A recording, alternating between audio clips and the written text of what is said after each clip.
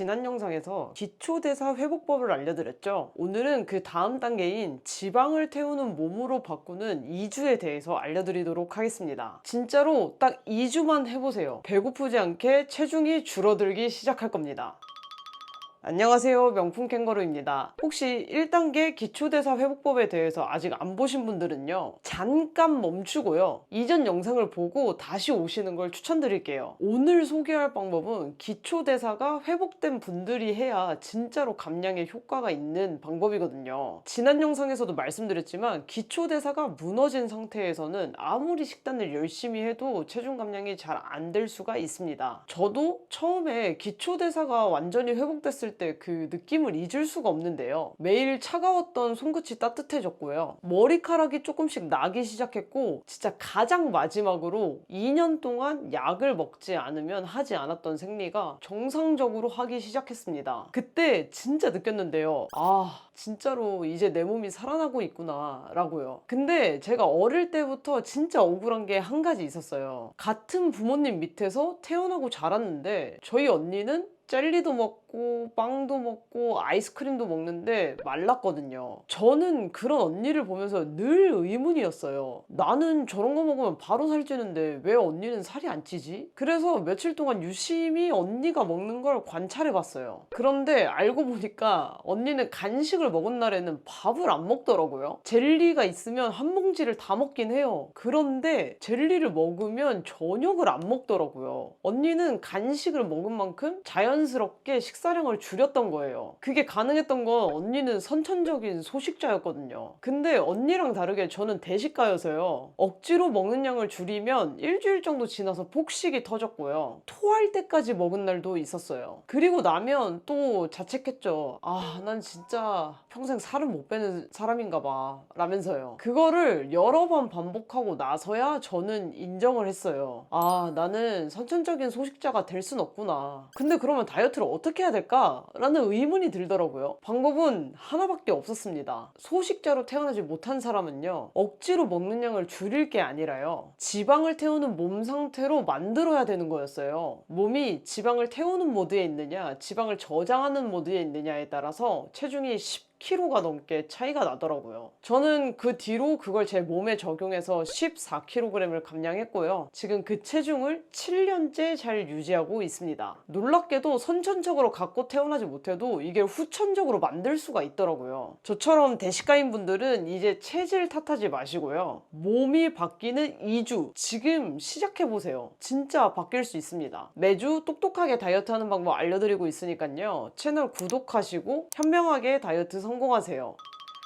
그런데 지방을 태우는 몸과 지방을 저장하는 몸은 뭐가 다를까요? 저도 이게 너무 궁금해서 몇 년 동안 공부를 했는데 결국에는 가장 핵심인 게 하나 있었습니다. 그건 바로 인슐린이라는 호르몬이었어요. 인슐린 호르몬이 고장나면요, 지방을 태우지 못하게 되고요, 저장만 하게 됩니다. 그런데 이 인슐린 호르몬에 대해서 제대로 알고 있는 분들이 생각보다 많지가 않더라고요. 그래서 오늘 이 인슐린 호르몬에 대해서 조금 자세하게 알려드리도록 할게요. 이 인슐린 호르몬은요, 우리 몸에 혈액 속에 당분이 많아지면 그걸 세포로 들어가게 해주는 역할을 해줍니다. 왜 그런 역할을 하는 호르몬이 따로 있는 거냐면요, 우리 몸에 혈액 속에 당분이 많아지면요, 피가 끈적끈적해져요. 이 끈적끈적해진 피는 손끝, 발끝 같이 아주 작은 혈관이 들어가는 데에는 가지를 못하게 되거든요. 그럼 우리 몸은 산소 공급이 안 되고 이산화탄소 제거가 안 되기 때문에 세포가 죽으면서 썩기 시작합니다. 그래서 당뇨가 심한 분들은 신체 말단부터 절단을 하기 시작하잖아요. 그래서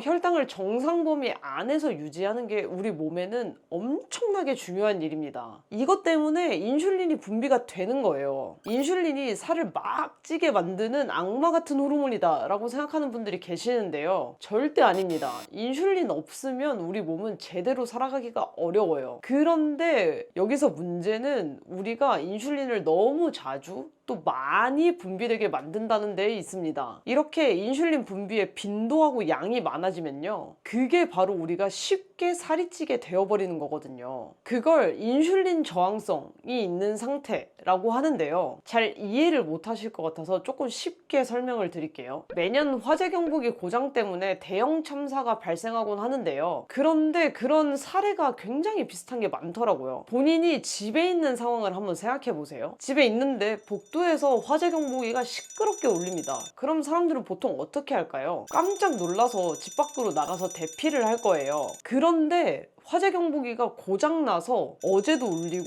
그저께도 울리고 오늘도 아침에 울리고 낮에 울리고 저녁에도 울리고 그렇게 매번 울린다고 생각을 해볼게요. 그러면 처음에 화재 경보기가 울렸을 때 사람들은 대피를 했겠지만 이게 몇 번이나 반복이 되면 사람들이 대피를 하지 않게 됩니다. 그런데 이 상황에서 불이 나면 어떻게 될까요? 진짜 불이 나서 화재 경보기가 울렸는데 그래도 사람들이 대피하지 않게 되면 그때 대형 참사가 일어나는 겁니다. 우리 몸의 인슐린도 똑같습니다. 인슐린은 혈당이 올라가면 이걸 낮춰야 되기 때문에 위험해! 혈당 좀 세포에로 넣어줘! 라고 신호를 보냅니다. 그럼 세포에서 혈당을 받아들이는데요, 이렇게 처음에는 세포들이 잘 반응해서 잘 받아줘요. 그런데 이게 맨날 울리는 거예요. 그러면 세포들이 또 울리네 하다가 지쳐서 반응을 하지 않게 되는 겁니다. 우리 몸은 혈당이 높으면 위험하다 그랬죠? 그럼 더 큰 소리로 울립니다. 진짜로 혈당 높아졌다고! 이렇게요. 즉 인슐린을 더 많이 분비하게 만드는 거예요. 결국 온 동네는 시끌시끌 아주 너무 시끄러운데 몸은 제대로 동작하지 못하게 됩니다. 이게 바로 인슐린 저항성이라고 불리는 상태인데요, 인슐린 저항성이 생기면 우리 몸에 문제가 생기게 됩니다. 첫 번째 문제는요, 지방이 쌓이기만 하고 빠지지가 않아요.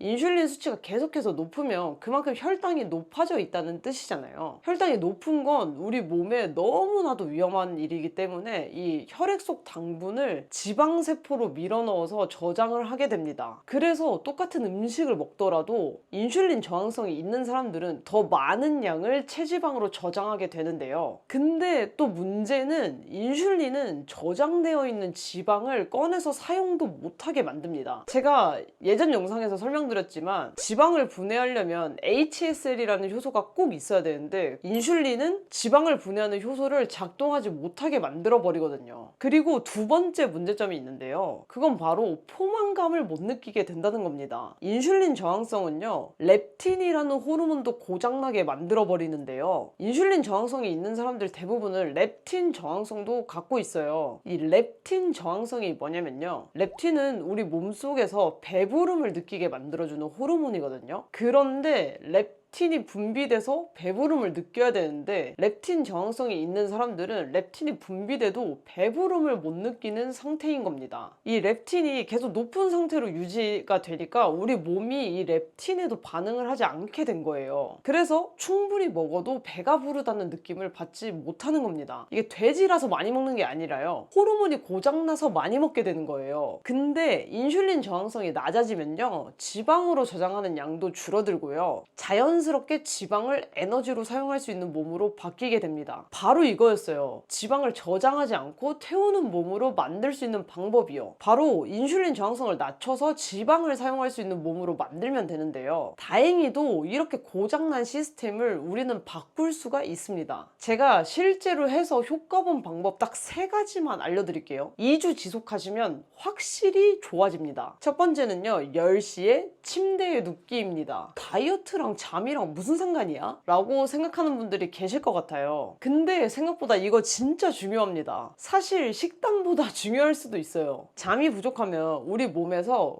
코티졸이라는 호르몬이 계속해서 분비가 되게 되는데요, 이 코티졸이 분비가 되면 혈당이 높아지게 됩니다. 그러니까 안 먹어도 혈당이 높아지는 거죠. 그래서 탄수화물을 안 먹거나 적게 먹어도 인슐린 저항성이 심해질 수가 있습니다. 게다가 수면 부족은 렙틴이라는 포만감 호르몬이랑요, 배고픔을 담당하는 그렐린 호르몬에도 영향을 미치는데요, 두 호르몬 체계를 망가뜨려서 안 배고파야 될 때 배고프게 만들고 배불러야 될 때 배부름을 못 느끼게 만들어 버립니다. 근데 진짜 해보시면 알겠지만요, 충분히 자면요 성장 호르몬이 나와서 지방도 태우고요, 혈당이 안정화되면서 인슐린도 정상적으로 작동하기 시작합니다. 그런데 일찍 자는 게 좀 어려운 분들이 있으실 거예요. 저도 예전에는 새벽 2, 3시쯤에 잠들곤 했는데요, 근데 요즘엔 늦어도 10시 반 전에는 침대에 들어가거든요. 이걸 제가 계속 지속해 보니까 확실히 일찍 자면 식욕 컨트롤이 잘 되더라고요. 특히 일찍 잠들면 좋은 점은요, 밤에 야식을 먹고 싶은 욕구가 사라지는 건데요, 보통 9시에서 10시 사이에 야식이 제일 많이 땡기거든요. 근데 10시에 자야 된다고 생각하면 9시에 배가 고파도 좀 있으면 자야 되는데 그냥 잠이나 자자, 이렇게 생각이 들어서 야식을 안 먹게 되더라고요. 근데 제가 며칠 일찍 누워봤는데 잠이 안 오던데요? 라고 하는 분들이 계실 거예요. 처음에는 당연히 그렇습니다. 저도 그랬거든요. 그런데 제가 일찍 자려고 휴대폰을 거실에 두고 침실로 들어가서 자기 시작을 해봤어요. 그러니까 놀랍게도 일찍 자는 게 쉬워지더라고요. 여러분도 휴대폰을 다른 공간에 두고 침실로 가보세요. 수면의 질도 훨씬 좋아지고요, 잠도 일찍 들 수 있게 될 거예요. 두 번째는요, 식단인데요. 좋은 지방은 충분히 드시고 탄수화물은 딱 필요한 만큼만 드세요. 많은 분들이 지방을 먹으면 지방으로 저장되는 거 아닌가요? 라고 물어보실 텐데요, 좋은 지방은 오히려 인슐린 저항성을 개선해 줍니다. 그런데 탄수화물, 특히나 정제된 탄수화물을 먹게 되면요, 인슐린이 계속해서 나오고 또 한 번 먹을 때 과도하게 나오게 됩니다. 그럼 당연히 인슐린 저항성이 심해져요. 그런데 도대체 좋은 지방이 뭐가 있나요? 라는 궁금증이 생기실 것 같아요. 아주 간단하게 제가 자주 먹는 좋은 지방을 알려드릴게요. 첫 번째는 엑스트라 버진 올리브 오일이고요, 두 번째는 냉압착한 생들기름입니다, 세 번째는 천연 버터, 네 번째는 선폐되지 않은 견과류, 마지막 다섯 번째는 MCT 오일입니다. 저는 매 끼니마다 좋은 지방을 넣어서 식단을 구성하는데요, 아침에는 방탄커피, 점심이나 저녁에는요 엑스트라 버진 올리브 오일을 먹고요, 또 고기를 구울 때는 천연 버터를 사용합니다. 만약에 간식이 필요한 날이 있다면요, 산패되지 않은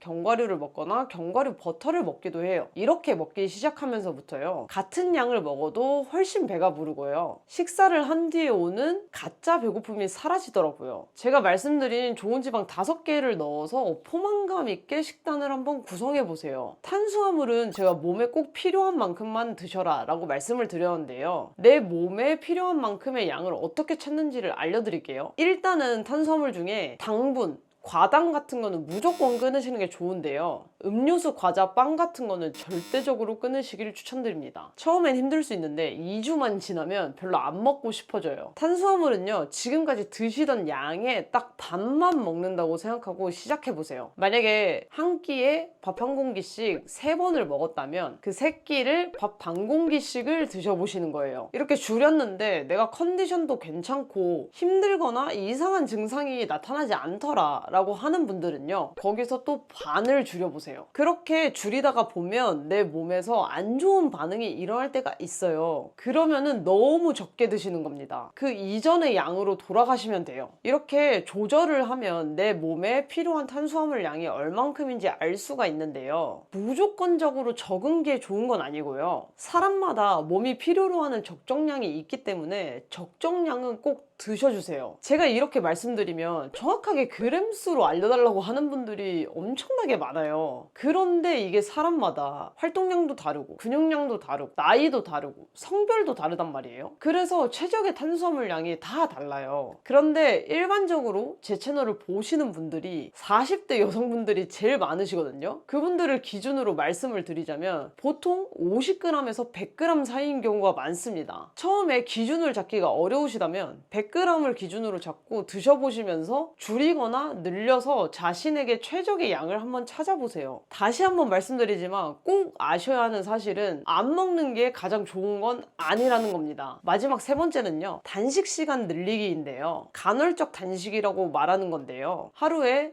16시간 동안 공복으로 있고 8시간 안에 음식을 섭취하는 겁니다. 예를 들어 저녁을 8시에 마쳤다면 다음날 12시에 식사를 하시면 됩니다. 그런데 간헐적 단식은 이제 꽤나 유명해져서 많은 분들이 시도를 해보셨을 거예요. 시도를 해보신 분들이 저는 간헐적 단식 해봤는데 잘 안 맞더라고요. 전 단식하니까 그 다음 끼니에 과식하게 되고 그러면서 다이어트가 망했어요 라고 하는 분들이 계세요. 그런 분들은 보통 내가 한 끼를 굶었으니까 라는 그 보상심리 때문에 점심 저녁을 과식을 하시는 건데요. 그런 분들한테 추천드리는 건 아침에 방탄커피를 드셔보세요. 이게 공복 시간에 마셔도 되는 음료라서 마셔도 괜찮은데요. 또 포만감은 줘서 다음 끼니의 과식을 막아주거든요. 방탄커피를 활용해 보시면 간헐적 단식이 생각보다 어렵지 않다고 느껴지실 거예요. 이렇게 탄수화물을 적게 먹고 단식 시간 동안 탄수화물을 안 먹는 시간을 갖다 보면요, 고장난 화재 경보기를 고칠 수 있는 시간을 갖게 됩니다. 한마디로 세포들이 인슐린에 다시 민감하게 반응할 수 있게 되는 건데요. 이게 처음에 한 3일은 힘든데 3일이 지나면 훨씬 수월해지거든요. 제가 말씀드린 세 가지를 2주 동안 실천해보면 이런 효과를 느끼실 수 있을 거예요. 1주차에는요, 아침에 일어나기가 편해질 거고요. 오전에 집중력이 좋아지고요. 그리고 과식하고 싶은 욕구가 사라지게 됩니다. 2주차 정도 되면요, 자연스러운 포만감을 회복하실 거고요. 체중 감소가 시작될 거예요. 그리고 에너지 레벨이 안정화되실 겁니다. 에너지 레벨이 오르락 내리락 하면서 기분 변화가 급격하셨던 분들은 마음도 안정감을 찾으실 수 있을 거예요. 이렇게 2주가 지나면 본격적으로 지방이 타기 시작하는데요. 대사가 좋고 건강한 분들은 2주만 하셔도 뭐 한 3, 4kg 정도 빠지시고 허리둘레가 막 2, 3cm 정도 줄어서 바지를 한 사이즈 작은 거 입어야 되나? 고민도 하고 그러시더라고요. 하지만 몇 가지 주의사항이 있는데요. 첫 번째는요, 처음 2주는 진짜 힘들 수 있습니다. 그런데 이 고비만 넘기면 진짜 편해지거든요. 그러니까 고비가 왔을 때 포기하지 마시고 견뎌서 며칠만 지나보세요. 두 번째는요, 수분 섭취를 충분히 해주세요. 탄수화물을 먹는 양이 줄고 단식 시간이 늘어나면요, 사람들이 자기도 모르게 약간의 탈수 증상이 일어나게 되는데요. 그러니까 평소보다 물을 좀 자주 섭취해 주시고 물을 드실 때 소금이나 전해질 같은 걸 넣어서 드셔주세요. 그리고 세 번째는요, 너무 무리하진 마세요. 몸이 너무 힘들다 할 때는 식단을 무리하게 조이지 마시고요. 한두 끼 정도 풀어줬다가 다시 시작하는 방법으로 지속하는 거에 초점을 두고 한번 해보세요. 그리고 마지막 네 번째는요, 기초대사가 떨어져 있는 분들은 이거 먼저 하지 마시고 꼭 1단계 기초대사 회복하기부터 먼저 하세요. 오늘 영상을 보시고 식단을 구성해보고 싶은데